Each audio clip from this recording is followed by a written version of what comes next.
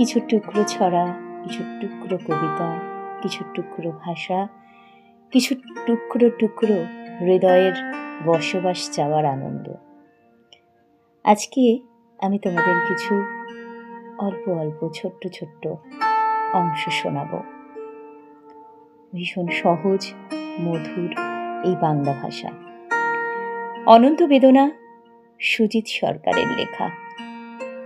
অনন্ত বেদনা, আমার হৃদয়ে তুমি বসবাস চাও।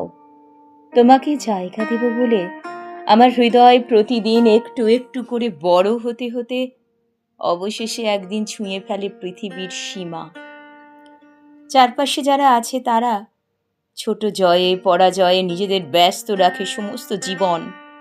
তবু ভালোবেসে দেখি সব মানুষের মুখ সমান সুন্দর। সব ভাষাকেই বাংলা ভাষার মতো সহজ মধুর মনে হয়। অনন্ত বেদনা, তোমার বসতি আজ আমার হৃদয়ে। সুমারি সার্থক রায়চৌধুরীর লেখা। কেউ ভালোবাসছে কোথাও, অথচ আমি বুঝতে পারছি না। নইলে কেন দুবার পড়ল ডান চোখের পলক, ভুরু উঠল কেঁপে। হঠাৎ জোপের ভিতর থেকে বিদ্যুৎ বেগে উড়ে গেল দুর্গা টুনটুনি। শরতের ভর দুপুরবেলা গর্জে উঠল মেঘ। ঘরে ঘরে ঘুরে জিজ্ঞেস করলাম, হ্যাঁ গো, খেতে পাও? জল আসে? কত দূরে হাসপাতাল? স্বাস্থ্য কেন্দ্রে রং হলো, তবু উই লেগে কেন?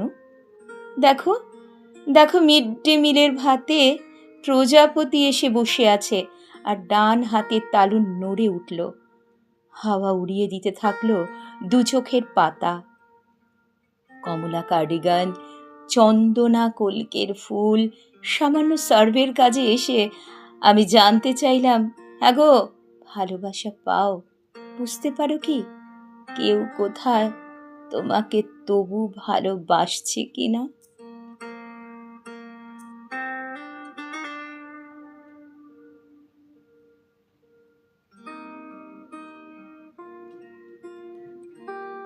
টোপা পানা, চন্দ্রনাথ সেনের লেখা। কেঁপে কেঁপে ওঠে রেলের লাইন, শেষ ট্রেন চলে গেল। টোপা পানা পোষো তুমি, মন আমার টোপা পানা, চাই না ডুবতে গো। বাউলে উঠবে বেজে দৌড় গোড়ায়। কোথায় উঠেছ চাঁদ? কথা ছিল তুলসী হার হবে। জোনাকির নির্জন পথে উড়ে আসে শুধু বাউল গানের মতো ভাটফুল হাওয়া।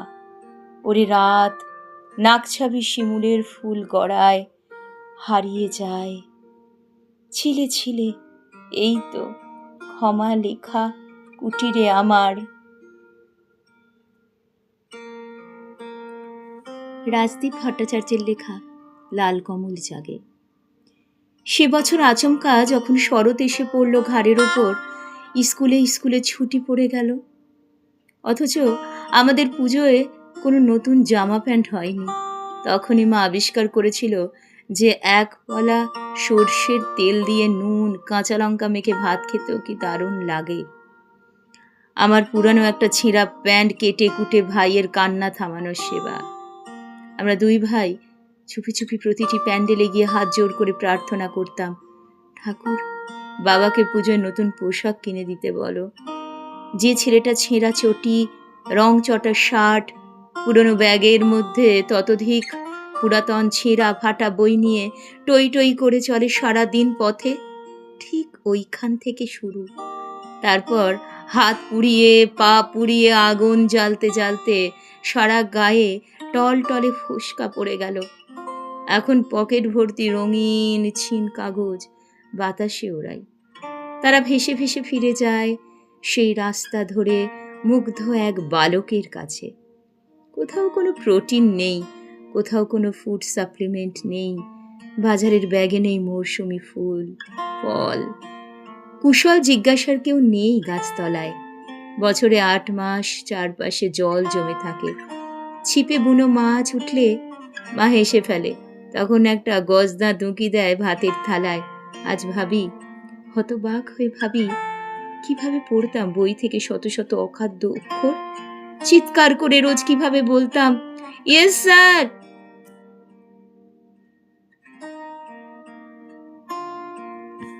আমার দক্ষতা শুধু একটি, জল ভরা চোখে আমি পৃথিবীকে স্পষ্ট দেখতে পারি।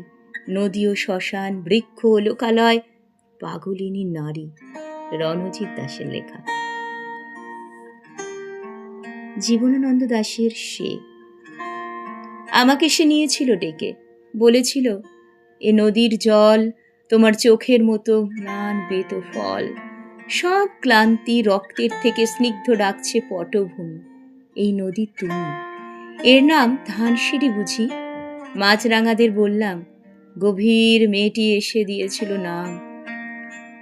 আজও আমি মেয়েটিকে খুঁজি, জলের অপার সিঁড়ি বেয়ে কোথায় যে চলে গেছে মেয়ে। সময়ের অবিরল সাদার কালো বনানীর বুক থেকে এসে মাছ আর মন আর মাছরাঙাদের ভালোবেসে ফের আগে নারী এক, তবু চোখ ঝলসানো আলো, ভালোবেসে 16 আনা নাগরিক যদি না হয়ে বরং হতো ধানসিঁড়ি নদী। নারায়ণ মুখোপাধ্যায়ের লেখা ধূমকেতু। চৈত্রের শেষ আকাশে একটি ধূমকেতু দেখা গেল। বহু বহু নির্জন পথ ঘুরে সে এসেছে, গৃহত্যাগী। তার কপালে আলোর তিলক, চোখ নেই। ওর প্রতি আমাদের কোনো কর্তব্য ছিল না। আমার তাই সংসার জীবনে যেমন ছিলাম তেমনই রইলাম। সে আমাদের দেখেও কিচ্ছু বলল না। মেঘ বৃষ্টিতে একদিন সে বিদায় নিল, যেন এক দূর ফকিরের বিবি।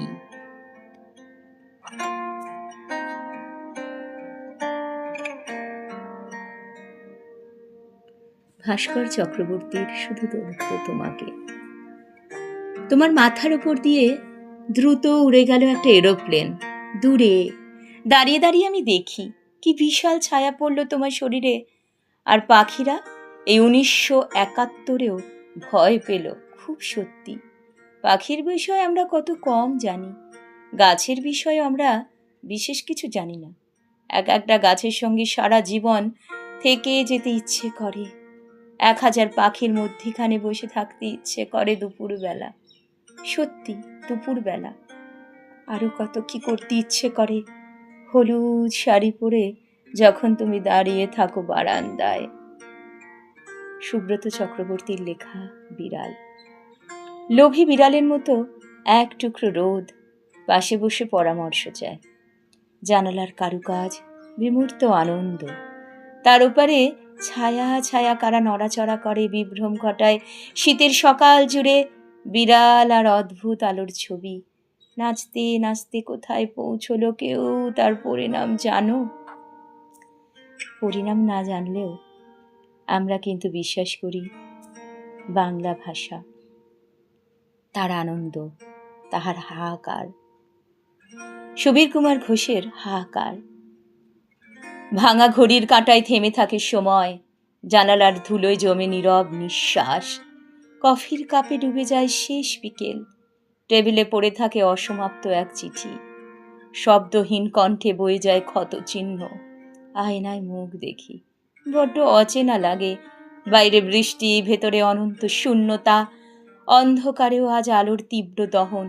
ভুল ঠিকানায় পাঠানো সব অনুভব, মুছে ফেলা বার্তার মতো নিঃশেষ প্রেম। দরজার ফাঁক দিয়ে ঢোকে ভাঙা স্মৃতি, শীতল হাওয়ায় ওড়ে পোড়া হৃদয়ের ছাই। মনের ঘরে বাজে নিঃসঙ্গতার সুর, আত্মার দেয়ালে ঝোলে অতীতের ছায়া। আমি হাঁটি, অথচ পা থেমে থাকে, আর পৃথিবী ঘোরে নীরবে আমার বিপরীতে। দেবার ঘোষেনের গার্হস্থ্য। আমি খাবারের সাথে কথা বলি, তার বুকে মাথা রাখি কখনো বা। দগ্ধ অশ্রু মুছে দেয় সে।